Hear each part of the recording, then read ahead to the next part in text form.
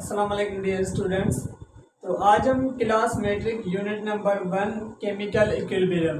तो chemical equilibrium से आज हम थर्ड लेक्चर जिसमें आज हम डिस्कस करेंगे लॉ ऑफ मास एक्शंस को और हमारे पास जो डेरिवेशंस होती हैं जिसके हिसाब से हम क्या करते हैं प्रॉब्लम्स को सॉल्व करते हैं। तो किस तरीके से हम डेरिवेशंस को ड्राइव करेंगे और किस तरीके से हम प्रॉब्लम्स को सॉल्व करेंगे केमिकल इक्विलिब्रियम में। तो अगर मैं थोड़ा सा ओवरव्यू दूं तो केमिकल इक्विलिब्रियम वैसे हमारे पास क्या होता है कि केमिकल इक्विलिब्रियम में वैसे हमारे पास नेचर में क्या होते हैं कि दो टाइप्स के रिएक्शंस होते हैं। एक हमारे पास रिवर्सिबल रिएक्शंस होते हैं, एक हमारे पास इरिवर्सिबल रिएक्शंस होते हैं। इरिवर्सिबल वो रिएक्शंस होते हैं जिसमें हमारे पास फॉरवर्ड डायरेक्शंस मतलब कि फॉरवर्ड रिएक्शंस होते हैं। जैसे हमारे पास रिएक्टेंट है, रिएक्टेंट से हमें प्रोडक्ट मिल गया, ये हमारे पास फॉरवर्ड रिएक्शंस हो गए। और एक हमारे पास होते हैं कि एक हमारे पास रिएक्टेंट से हमारे पास फॉरवर्ड रिएक्शंस हुआ, लेकिन उस फॉरवर्ड में से फिर से हमारे पास क्या होता है कि बैकवर्ड रिएक्शंस होता है, जिसको हम क्या कहते हैं कि रिवर्सिबल रिएक्शंस कहते हैं। मतलब जिसमें हमारे पास बहुत रिएक्शंस होते हैं, फॉरवर्ड रिएक्शंस भी हमारे पास बैकवर्ड भी डायरेक्शंस होता है। तो यहाँ पे जो हमारे पास लॉ ऑफ मास एक्शन है कि लॉ ऑफ मास एक्शन हमारे पास क्या होता है कि लॉ ऑफ मास एक्शन जो हमारे पास है, ये दो साइंटिस्ट थे जिन्होंने वर्क किया था केमिकल इक्विलिब्रियम पे, जिसने उन्होंने क्या किया एक लॉ बनाया, एक लॉ जिसको हम क्या कहते हैं लॉ ऑफ मास एक्शंस कहते हैं। तो हमारे पास साइंटिस्ट कौन से हैं कि this law was given by Guldberg and the Waage. एक मतलब कि हमारे पास साइंटिस्ट था गुलबर्ग, एक हमारे पास था वेज।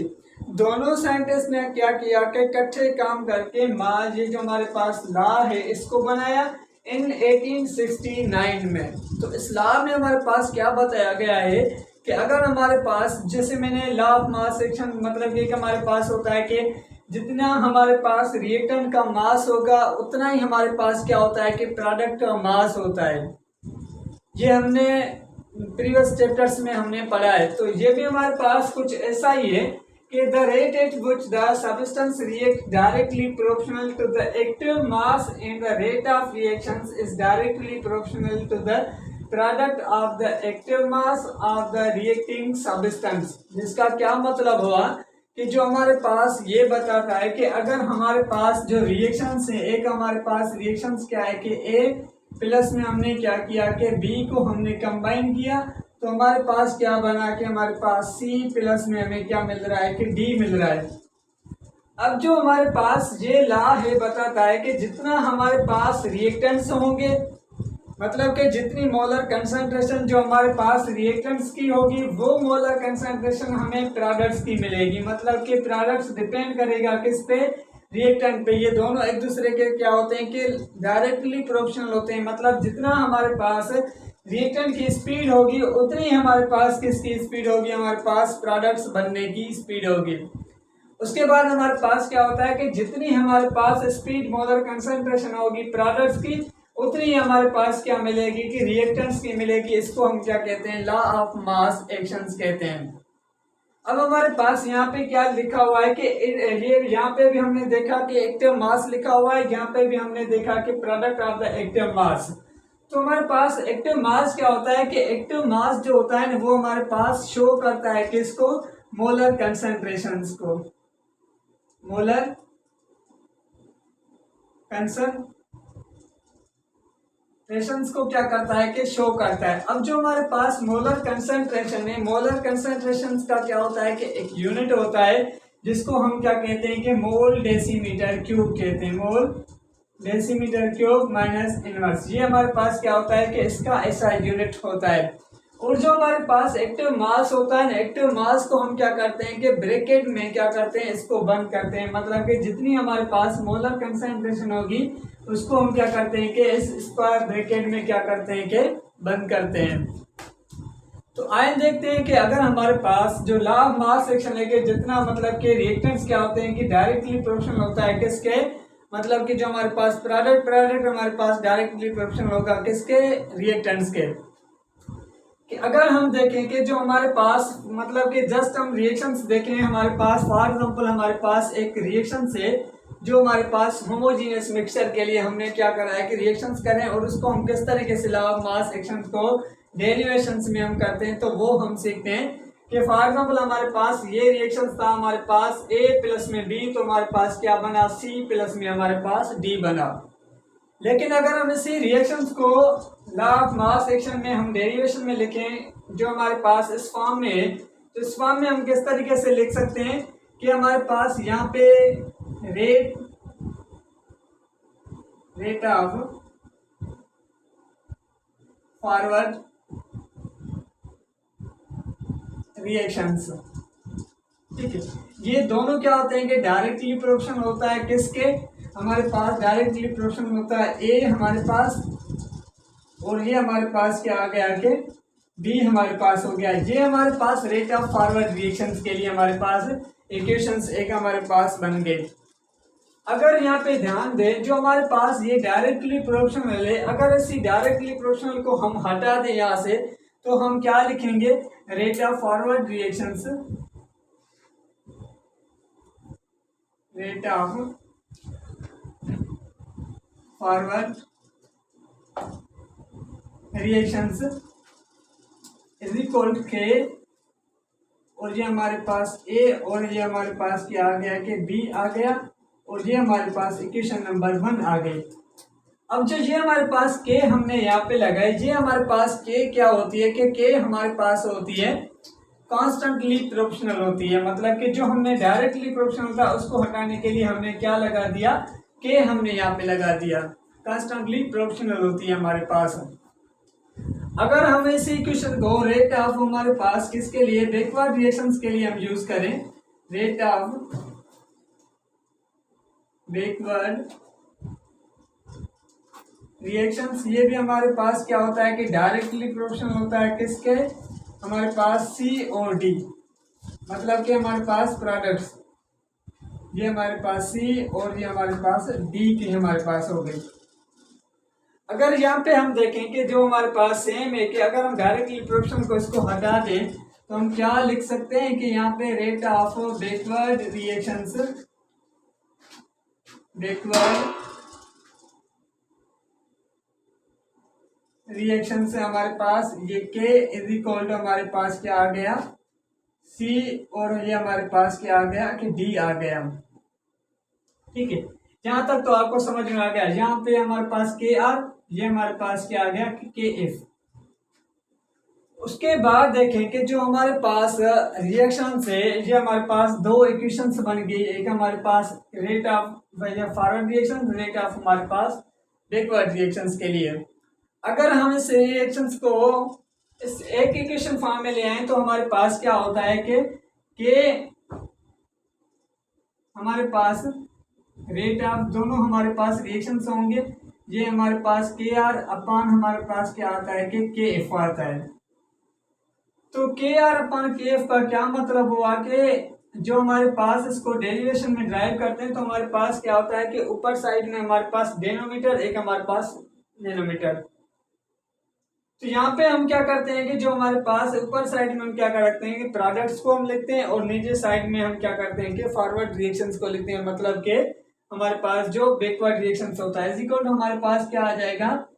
उसके बाद जैसे आपका प्रोडक्ट्स बना, ये हमारे पास सी और ये हमारे पास डी बना, और नीचे हम लिख देंगे ए, हम इसको मोलर कंसंट्रेशन में बंद कर देंगे, ये हमारे पास क्या आ गया कि बी आ गया। इक्वल हम आप इस तरीके से कह सकते हैं कि आप के आर अपान के एफ इस तरीके से लिखें, या इस तरीके से लिखें आप प्रोडक्ट अपान रिएक्टेंट्स, ठीक है। इस तरीके से भी आप इक्वेशन को लिख सकते हैं। तो ये इक्वेशन एक हमारे पास जनरल होमोजीनियस मिक्सचर मतलब के रिएक्शंस के लिए हमारे पास इक्वेशन है, जिसमें हमने क्या किया है कि ड्राइव किया इक्वेशंस को, जो हमारे पास क्या होते हैं कि केमिकल इक्विलिब्रियम में हम यूज करते हैं। कि जैसे हमने इस इक्वेशंस को बैलेंस किया है, अगर हमारे पास कोई भी हमारे पास मतलब के जो रिएक्शंस होते हैं और रिएक्शंस हमारे पास होते हैं, जैसे हमारे पास केमिकल इक्विलिब्रियम में रिएक्शंस आते हैं, जनरल रिएक्शंस होते हैं, उनके लिए हम किस तरीके से बनाएंगे। अगर आपने इसको नोट नहीं किया तो आप इसको नोट करें ताकि हम आगे चलें। अब हम क्या करते हैं कि जो हमारे पास जनरल रिएक्शंस होते हैं इक्विलिब्रियम कांस्टेंट के उनके लिए हमारे पास जो डेरिवेशंस होती है उसको हम सॉल्व करते हैं। कि फॉर एग्जाम्पल अगर हमारे पास यहाँ पे क्या है कि सेम हम उसी वे से लिखेंगे जो हमने पहले इसका वे लिखा है कि एक हमारे पास क्या है कि ए हमारे पास है और ये इसकी क्या है कि मोलर कंसंट्रेशन है, प्लस में हमारे पास क्या है कि बी है और ये भी इसकी क्या है कि मोलर कंसंट्रेशन है। अब जो ये यहाँ पे नंबर होता है ना, इस नंबर का मतलब होता है कि मोल्स, कितने मोल्स हमारे पास के। ए मतलब कि आपके पास कोई भी एन नंबर है कि 2 मोल ए के हो सकते हैं, 3 मोल ए के हो सकते हैं, 1 मोल ए के हो सकता है। मतलब ये हमारे पास क्या है कि नंबर ऑफ मोल्स है। इसका क्या कॉन्सेप्ट है वो आगे मैं आपको बताता हूँ कि इसका क्या कॉन्सेप्ट हमारे पास होता है। तो दोनों आपस में रिएक्ट हुए तो हमारे पास क्या बना के एक हमारे पास सी प्लस में हमारे पास क्या बना के ये हमारे पास डी बना। अब इस इक्वेशंस को हम किस तरीके से एक इक्विलिब्रियम कांस्टेंट में फॉर्म में लेके आएंगे। तो मैंने पहले भी आपको बताया है कि हमारे पास rate of forward reactions is directly proportional to the active mass of A. और हमारे पास जो ये मोल है ना, हमारे पास मोलर कंसंट्रेशन है जो हमने शार्ट में लिखा है, मतलब कि जो हमारे पास स्मॉल में लिखा है, इसका मतलब है कि नंबर ऑफ मोल्स कितने भी हो सकते हैं। हमारे पास 1 हो सकता है, 2 हो सकता है, 3 हो सकता है। तो जो हमारे पास नंबर ऑफ मोल्स होंगे वो हम एक्सपोनेंट फॉर्म में यहाँ पे लिखेंगे ए। और ये हमारे पास क्या आ गया कि हमारे पास बी को भी हम क्या करेंगे कि हमारे पास एक्सपोनेंट फॉर्म में लेके आएंगे। उसके बाद हमारे पास क्या होता है कि इस डायरेक्टली प्रोपोर्शनल को अगर हम हटा दें तो हमारे पास R F is equal to, इसको हटाने के बाद हम के यहाँ पे लगा देंगे के एफ। के हमारे पास मतलब क्या है कि हमारे पास एक कांस्टेंटली प्रोपोर्शनल होता है जो हमने डायरेक्टली प्रोपोर्शनल को हटाने के लिए हमने यहाँ पे के यूज किया है। तो हमारे पास सेम क्या होगा कि ए और हमारे पास एक्सपोनेंट्स में ए और ये हमारे पास क्या हो गया कि बी, हमारे पास एक्सपोनेंट बी, इक्वेशन नंबर 1। उसके बाद हमारे पास रेट ऑफ हमारे पास रिवर्स रिएक्शंस के लिए, बैकवर्ड रिएक्शंस के लिए इज इक्वल टू हमारे पास ये डायरेक्टली प्रोपोर्शनल टू द सी हमारे पास और एक्सपोनेंट में सी हमारे पास नंबर ऑफ मोल्स, ये हमारे पास डी और ये हमारे पास डी नंबर ऑफ मोल्स हो गए। तो हमारे पास इसको हटाने के लिए हम क्या लिखेंगे, आर हमारे पास small R rate of reaction reverse reactions is equal to the K, हमारे पास ये सी और स्मॉल नंबर ऑफ मोल्स हमारे पास आ गए और ये हमारे पास डी और नंबर ऑफ मोल्स हमारे पास ये आ गए। इक्वेशन नंबर 2 हमारे पास आ गई। उसके बाद मैंने आपको क्या बताया था कि हमारे पास रेट ऑफ रिएक्शंस जो हमारे पास होंगे, rate of forward reactions and backward reactions हमारे पास क्या होता है कि के आर अपॉन हमारे पास क्या होता है कि के एफ होता है। तो इस इक्वेशन को यहाँ पे वन फॉर्म में लेके आने के लिए हम क्या लिखेंगे कि हमारे पास ब्रैकेट हमारे पास सी और ये सी एक्सपोनेंट फॉर्म में, ये हमारे पास डी और ये हमारे पास डी एक्सपोनेंट फॉर्म में। नीचे आप रिएक्टेंट्स को यहाँ पे लिखेंगे कि हमारे पास ए है और ये हमारे पास क्या है कि बी है, बी का एक्सपोनेंट पावर है। ये हमारे पास एक जनरल इक्वेशंस आ गई।